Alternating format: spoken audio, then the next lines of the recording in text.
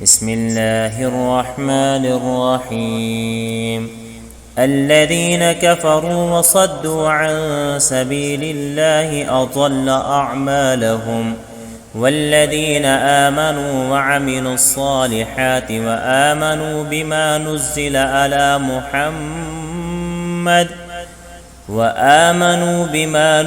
على محمد وهو الحق من ربهم كفر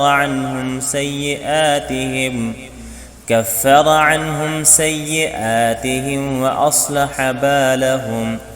ذلك بأن الذين كفروا اتبعوا الباطل وأن الذين آمنوا اتبعوا الحق من ربهم.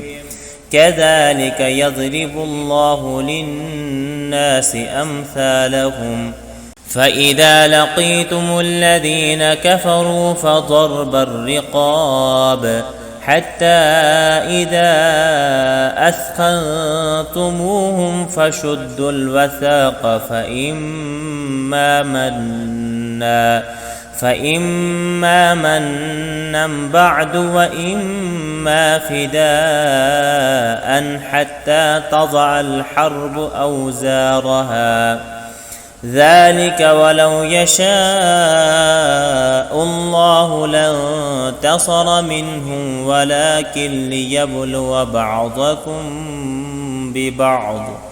والذين قتلوا في سبيل الله فلن يضل أعمالهم، سيهديهم ويصلح بالهم.